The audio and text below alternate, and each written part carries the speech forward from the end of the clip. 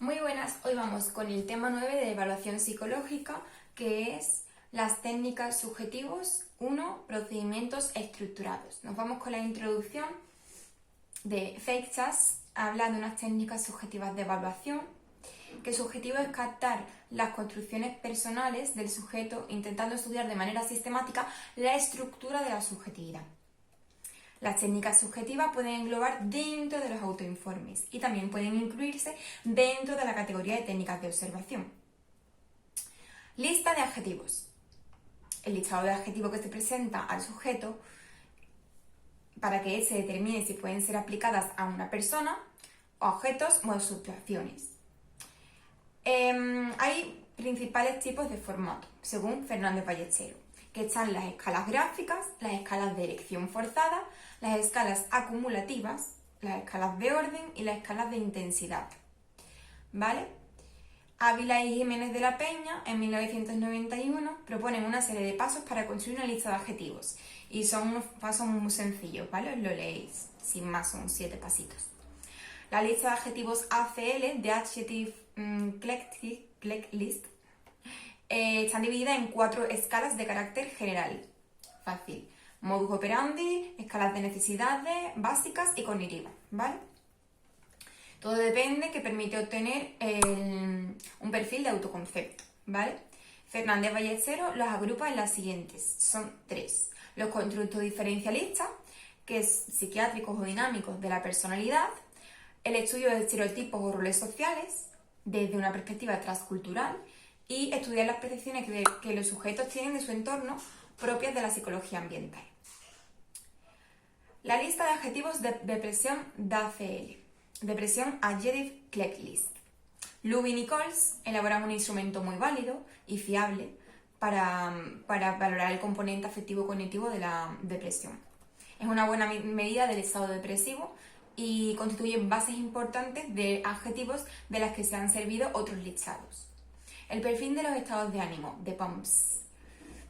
McKnight, Lord y Droppleman, esto fue diseñado para medir los cambios resultantes de la psicoterapia y la medicación psicotrópica en pacientes psiquiátricos. Se valora mediante una escala de formato tipo Likert, ¿vale? Luego tenemos la escala de satisfacción de adjetivos, ESFA, Barraca y López Yarto, de 1997 a 2017. Es un instrumento de evaluación de la satisfacción familiar formado por una pareja de adjetivos antónimos, ¿vale? Cuanto más alta es la puntuación, más gratificante resultan las interacciones con la familia. Y la escala solamente tiene una dimensión. El inventario de adjetivos para la evaluación de los trastornos de personalidad, IATP. Para el listado de adjetivos, para evaluar la predisposición a desarrollar posibles trastornos de personalidad del eje 2. Consta de 9 escalas que constituyen la prueba, ¿vale? La escala 9 es la impulsiva. En la tabla 9.2 tenéis los ítems propios y comunes de las escalas introvertida e inhibida de la IATP, ¿vale? Tenéis la personalidad introvertida y la personalidad inhibida. Luego nos vamos al 2.6, que es el listado de adjetivos para la evaluación del autoconcepto, la EA, que mide el autoconcepto global, ¿vale?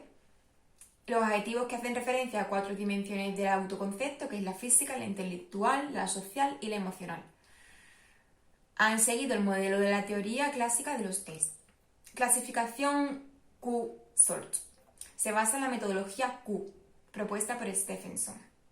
Consiste en ordenar un conjunto de calificaciones o descripciones valorativas, haciendo una distribución normal.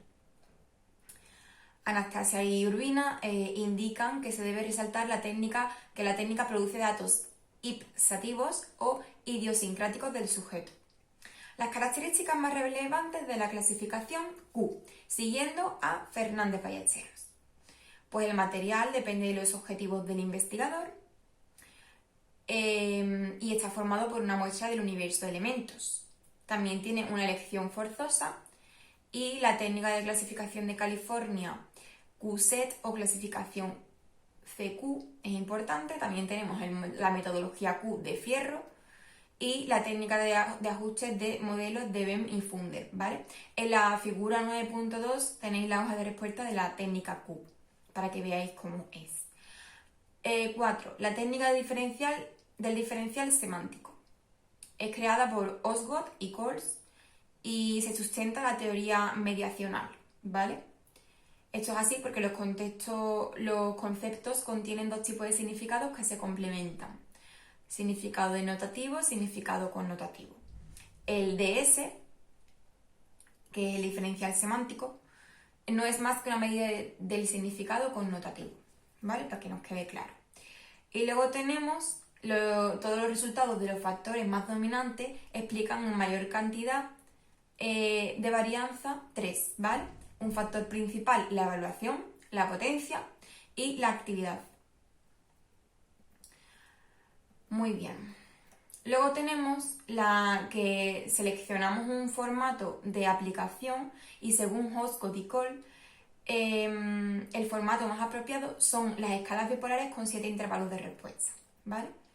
La puntuación y el análisis de datos, pues la media es uno de los estadísticos más utilizados y además de la diferencial semántico tiene sus propios estadísticos como son la puntuación de o distancia semántica, ¿vale? Se han realizado múltiples estudios que analizan las propiedades psicométricas del DS, ¿vale? Del diferencial semántico, en relación con la fiabilidad, con la estabilidad de las puntuaciones, etc.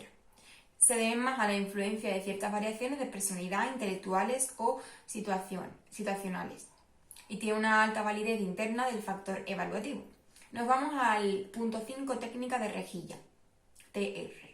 La técnica de rejilla es la teoría de los constructos personales, TCP de Kelly. Se construye activamente y surgió de la observación clínica. Refleja una diferencia o contraste captado de la experiencia y tiene dos polos opuestos que conforman una red interconectada, ¿vale? Los constructos nucleares otorgan coherencia a la personalidad entendida en la TCP como el sistema de constructos. Dentro de este punto tenemos la definición de la técnica de rejilla, donde nos dicen que es de Kelly y que es un formato, se debe a su formato de matriz. Su modalidad se presenta en su modalidad interpersonal y tiene 3 componentes básicos, que son los elementos, los constructos y las puntuaciones. Y tiene un carácter sistemático, ¿vale? Yo siempre estoy diciendo lo más importante, lo que ha caído otros años, etc., ¿vale? Obtención de los elementos. Eso es otro punto dentro de la técnica de rejilla, donde en la figura 9.4 tenemos el protocolo de la técnica de rejilla tomado de Freixas y de la fuente de Solsevilla, ¿vale? La licitación de constructos, pues al final es un método diádico, ¿vale? Hasta que llega al punto de saturación. La figura 9.5 tenemos la rejilla de Juan, tomada de García Mieres, Ochoa y Teda y Freixas, ¿vale? Para que veáis cómo es. La puntuación es mediante una escala de tipo Likert con 7 intervalos. Análisis cuantitativo y cualitativo de la rejilla. Es prácticamente cualitativo, ¿vale? Y tiene un sistema de categorías con unos análisis cualitativos, cuantitativos, ¿vale? En el programa Record 5.0 de Feisal, Cornejo y Lasso, pues el primer análisis de tipo cuantitativo sería el cálculo de las correlaciones o las distancias euclidianas, ¿vale? Esto he caído otras veces. Con el uso de las técnicas de análisis multivariante, en nuestro entorno ha triunfado la tesis en el que el análisis factorial de correspondencia es el procedimiento más adecuado para los datos de rejilla. O los diagramas duales. También tenemos cada eje o cada factor es interpretado como una dimensión de significado. El primer eje es el que explica más varianza y el otro eje son los más externos. En la figura 9.6 tenemos la representación dual de constructos y elementos del primer eje o factor de la rejilla. El análisis cuantitativo ofrece también otra posibilidad que permite ligar este enfoque personalizado con otro nomotético, ¿vale?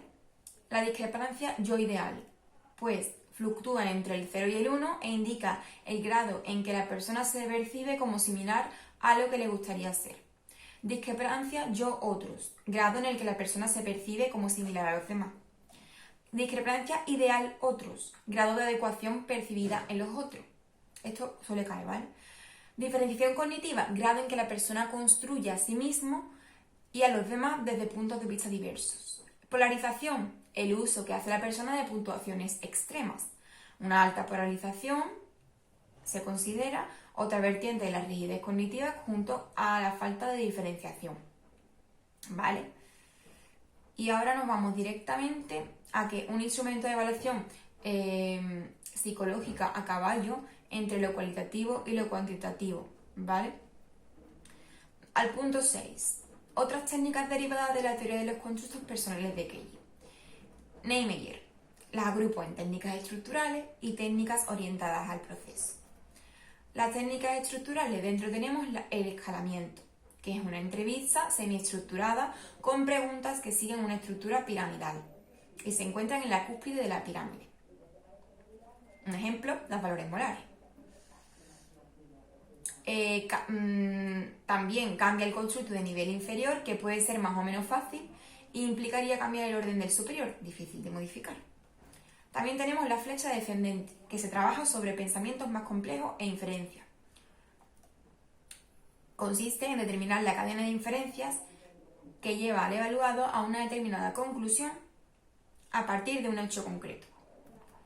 Y tenemos las técnicas orientadas al proceso, como es la autocaracterización, que es la descripción de sí mismo en tercera persona. El flujo de conciencia, ¿qué es esto? Pues el evaluado debe prestar atención e informar de los pensamientos continuos, sensaciones, imágenes, recuerdos y sentimientos. Nudos sistémicos. Constituyen la unidad de análisis e intervención. El objetivo es evaluar la posición de cada miembro de un sistema en relación con su nivel de construcción y acción. Genial.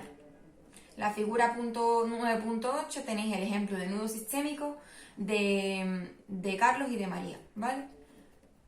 En las técnicas de juego es como se han utilizado para la exploración del desarrollo lingüístico, cognitivo, motor o relación del niño. Maganto y Cruz hacen referencia a la hora del juego, principalmente en niños menores de 6 años. Los aspectos formales de las técnicas, las consultas, los materiales, el tiempo, la consigna, el rol del examinador, la participación o no de los progenitores y las anotaciones que se hagan. Los autoras proponen un protocolo de registro. Es un eje vertical y un eje horizontal. El horizontal es como el que registra el contenido, ¿no?